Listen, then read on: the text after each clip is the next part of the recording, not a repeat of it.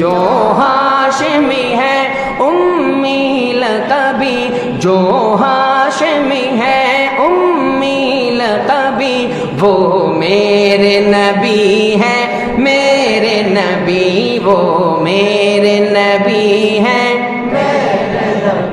मेराज की शब है जिनके लिए बेचैन वो रब है, जिनके लिए बेचैन वो रब है, जिनके लिए सर अर्श बरी महफिल है सजी, सर अर्श बरी महफिल है सजी, वो मेरे नबी है, मेरे नबी, वो मेरे नबी है, मेरे नबी, वो मेरे नबी है, मेरे नबी। इसरा की हंसी शब क्या कहना, अक़सा का मुसल्ला कहने लगा, अक़सा का मुसल्ला कहने लगा। नबियों की इमामत जिनको मिली, नबियों की इमामत जिनको मिली, वो मेरे नबी है, मेरे नबी, वो मेरे नबी है, मेरे नबी, वो मेरे नबी है, मेरे नबी, वो मेरे नबी है, मेरे नबी সাল্লাল্লাহু আলাইহি ওয়াসাল্লাম। আমি দুইটা কথা বলবো, একটা সুসংবাদ আর একটা হচ্ছে নিজের ওয়াজাহাত বলতে পারেন। অনেক উলামায়ে কেরাম সবসময় আমাদের মুরব্বী হিসাবে ছিলেন, আছেন এবং থাকবেন। মাশাআল্লাহ, মাশাআল্লাহ, জাযাকাল্লাহ। উলামায়ে কেরামের নেগরানি ছাড়া যে কেউ সুজা পথ থেকে বাঁকা পথে যেতে সময় লাগে না। উলামায়ে কেরামের নেগরানির মধ্যে থাকলে আল্লাহ চায় তো ইনশাআল্লাহ সবাই সিরাতুল মুস্তাকিমের উপরে থাকা সম্ভব। উলামায়ে কেরাম কু আনফুসাকুম ওয়া আহলিকুম নারা, তখন সম্ভব হবে আতিউল্লাহ আতিউর রাসূল ওয়া উলিল আমরি মিনকুম যখন হবে। ওয়া উলিল আমরি মিনকুম, উলামায়ে কেরামের মাথা হাতে নেগরানিতে থাকা আল্লাহ যেন আমার জন্য কবুল করেন, সবার জন্য কবুল করেন।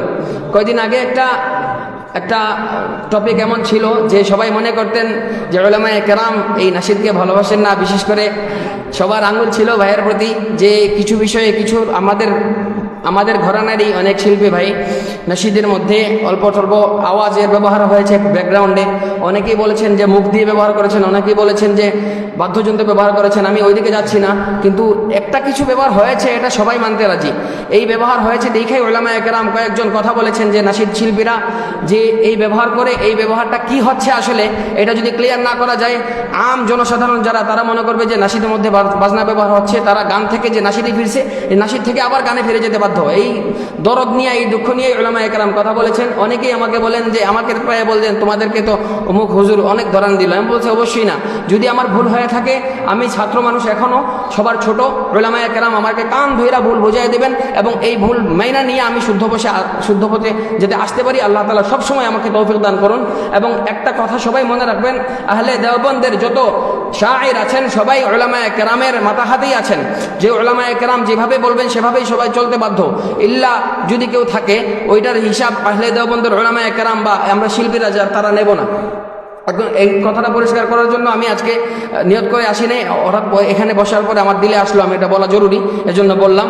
আগামীতেও যদি কোনো এরকম ঘটনা ঘটে যে কেউ নাশিদের নাম কইরা অন্য কিছু করতেছে, নাশিদ বলতে সওয়াবের কাজ, হাসান বিন সাবিত রাদিয়াল্লাহু তাআলা আনহুর উত্তরসূরি হিসাবে আমরা করছি এবং করব। আমাদের আশা আছে যদি আল্লাহ তাআলা কবুল করেন আমাদের হাসর হাসান বিন সাবিত রাদিয়াল্লাহু তাআলা আনহুর সাথে হবে। এর মধ্যে যদি অন্য কেউ ভিন্ন রাস্তা আপনায় নেয়, ভিন্ন রাস্তা যদি অবলম্বন করে, উলামায়ে কেরাম যদি বাধা দেন এবং বাধা দেওয়ার পরেও যদি না মানে, এই শিল্পীকে, এই মানুষকে আমরা আস্তে ধীরে সাইডে রেখে দেবো। ইনশাআল্লাহ পারবো। আমি যদি করি আমার যদি পান এমন কোনো কাজে যে নাশিদের মধ্যে অন্য কিছুর ব্যবহার যেগুলো ইসলামী শরিয়া আমাদেরকে অনুমতি দেয় না, তাহলে আমাদেরকেও পছন্দ করা বাদ দিয়ে দিবেন। পারবেন ইনশাআল্লাহ? আল হুব্বু ফিল্লাহ ওয়াল বুগদু ফিল্লাহ, আল্লাহর জন্য ভালোবাসবেন এবং আল্লাহর জন্য মহব্বত করবেন, আল্লাহর জন্য ঘৃণা করবেন। পারবো ইনশাআল্লাহ? আল্লাহ তাআলা তৌফিক দান করুন। আরেকটা খুশির সংবাদ হলো, আমি আজকে আসার পরে এটা হয়েছে, আপনাদের এলাকার কৃতি সন্তান, আমাদের সবার যুবক, সবার মুরব্বী মুহতারাম মুশাহিদ কাসিম হাফিজাহুল্লাহ, উনিকে সামনে নিয়ে আমরা একটা সিদ্ধান্ত নিয়েছি। আল্লামা খালেদ সাইফুল্লাহ আইয়ুবী হাফিজাহুল্লাহ সম্মতি দিয়েছেন, উনি বলেছেন আসবেন। আমাদের আজকের যে শেষ অধিবেশনের অতিথি মুহতারাম আলী হাসান ওসামা হাফিজাহুল্লাহ, উনিও বলেছেন যে আসবেন 27 জুলাই কমলগঞ্জ যে কোনো একটা অডিটোরিয়ামে, উপজেলা অডিটোরিয়ামে ইনশাআল্লাহ অনুষ্ঠিত হবে সিরাত কনফারেন্স।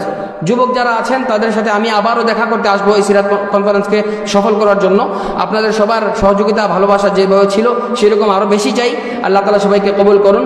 27 জুলাই সবাই মনে রাখবেন। আর আল্লাহ তালা কবুল যদি করেন তাহলে আমাদের এই মাহফিলে মুহতারাম রেজাউল করিম আবরার ভাইও আসবেন। তো এই অনুষ্ঠানটা সফল করা, সিরাতের প্রচারণা পুরা দুনিয়াতে ছড়িয়ে দেওয়া, সিরাত বেশি বেশি আলোচনা করা এবং এই আমল করা, আল্লাহ তাআলা সবাইকে তৌফিক দান করেন। এই রাস্তার মুজাহিদ হিসাবে, এই রাস্তার একজন কর্মী হিসাবে আমি সহ সবাইকে আল্লাহ তাআলা এই পথে কবুল করুন। আমি দোয়া চাই, কথা অতিরিক্ত হয়ে গেলে ক্ষমা চাই। আমি আপনাদের এলাকার মানুষ হিসেবে আজকে আপনাদের সামনে আবার হাজির হয়েছি।